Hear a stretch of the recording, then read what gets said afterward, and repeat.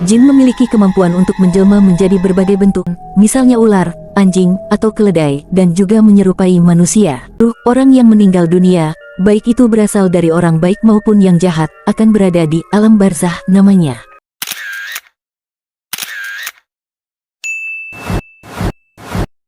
Assalamualaikum warahmatullahi wabarakatuh. Salam jumpa dan sehat selalu untuk kita semua.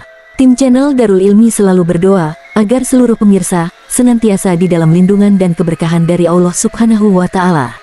Jangan lupa, marilah terus mensyukuri kenikmatan Allah tersebut, karena Allah telah berjanji kepada orang-orang yang senantiasa bersyukur akan senantiasa menambahkan kenikmatan kepadanya. Tayangan video ini merupakan episode yang kedua dari bahasan hal ihwal tentang hantu, yang pada episode pertama telah menyajikan uraian tentang asal-usul hantu ditinjau dari sudut pandang perkembangan budaya manusia. Pada video ini, kami akan melanjutkan pembahasan tentang keberadaan hantu menurut tinjauan agama Islam, tentu merujuk pada dalil Al-Quran dan Al-Hadits. Selanjutnya kami persilahkan untuk menyimak video ini dengan seksama. Adapun tinjauan agama Islam tentang keberadaan hantu, kita mulai dari arti definisi dari kata hantu tersebut. Kalaulah pengertian tentang hantu dipahami sebagaimana tercantum di dalam KBBI atau Kamus Besar Bahasa Indonesia, yaitu roh jahat yang dianggap terdapat di tempat-tempat tertentu, maka Islam menafikan dan menolaknya.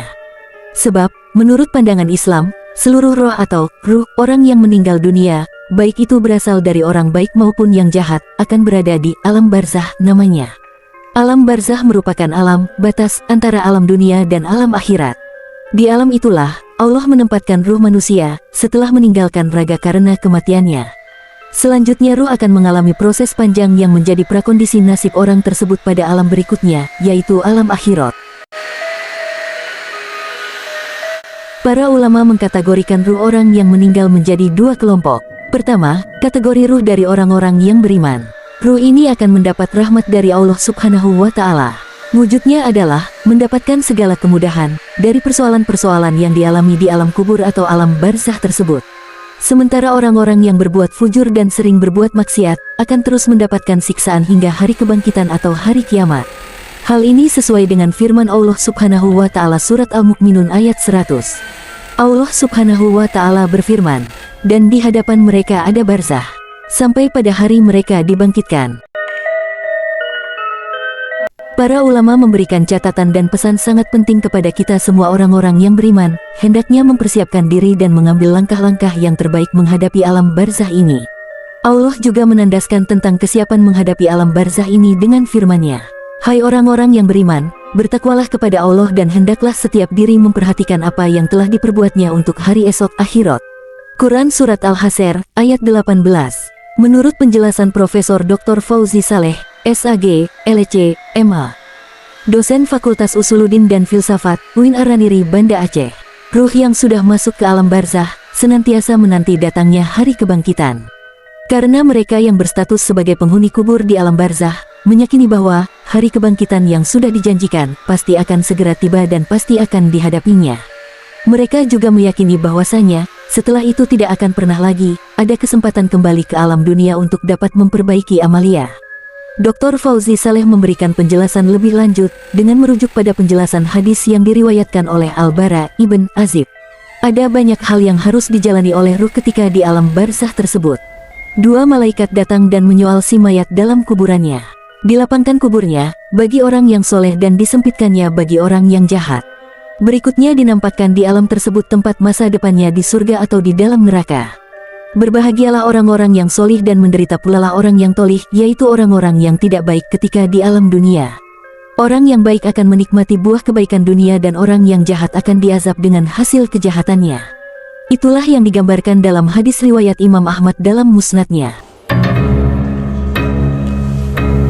Sahabat DIC Rohimakumullah, ada di antara kalangan masyarakat awal yang menyebutkan bahwasanya hantu adalah merupakan jelmaan setan dari golongan jin yang berusaha menggelincirkan manusia untuk melakukan keburukan, kemaksiatan dan kejahatan. Kalau hantu diasumsikan seperti pendapat yang kedua ini, Islam memang membenarkannya.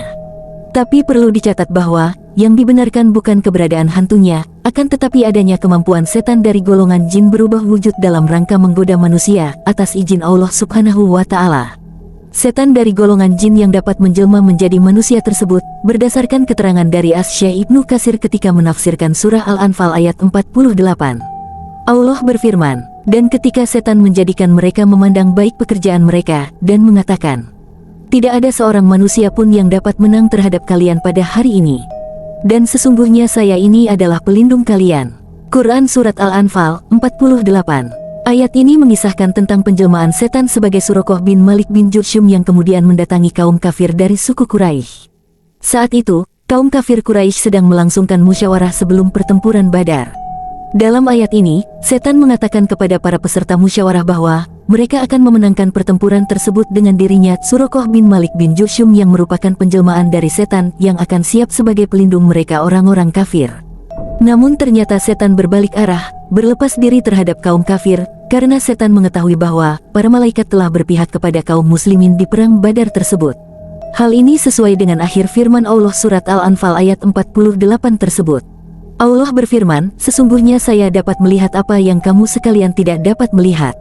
Quran Surat Al-Anfal, ayat 48. Dengan demikian sangat jelas bahwa, Islam memandang adanya kemampuan setan berubah wujud. Dan jelmaan itulah yang dapat dilihat oleh manusia. Artinya manusia tidak dapat melihat jin dalam wujud aslinya, kecuali para nabi dan orang-orang yang dikehendaki oleh Allah Subhanahu wa Ta'ala. Hal ini sebagaimana firman Allah Subhanahu wa Ta'ala. Sesungguhnya ia iblis setan dan pengikut-pengikutnya melihat kamu dari suatu tempat yang kamu tidak bisa melihat mereka. Quran Surat Al-A'raf ayat 27. Sehubungan dengan ayat ini, Imam Asy-Syafi'i mengatakan, barang siapa yang mengaku bisa melihat jin maka syahadatnya persaksiannya tidak dapat diterima. Sahabat DIC rahimakumullah. Ada beberapa riwayat yang menjelaskan bahwasanya setan dari golongan jin dapat mengubah diri. Di antaranya, menjadi seorang lelaki miskin, sebagaimana telah diceritakan di dalam Mukhtasar Shahih Muslim. Menjadi seorang syaikh dari Najd, sebagaimana telah dikisahkan di dalam Sirah Ibnu Hisham. Berubah bentuk menjadi ular, sebagaimana diriwayatkan dari Ibrahim, dari Ibnu Mas'ud yang termaktub di dalam hadits riwayat Ahmad. Berbentuk tikus, sebagaimana dikatakan oleh Ibnu Abbas di dalam hadis riwayat Imam Abu Dawud. Demikianlah sahabatku, sajian yang dapat kami persembahkan terkait dengan eksistensi hantu dalam pandangan agama Islam yang bersumber dari Al-Quran dan Al-Hadits. Kami mengucapkan terima kasih karena Anda telah menonton video ini sampai selesai. Sampai jumpa dan bertemu kembali pada tayangan episode ketiga, yang insya Allah akan kami bahas tentang tinjauan ilmiah penampakan hantu. Wallahu a'lam bishawab. Wassalamualaikum warahmatullahi wabarakatuh.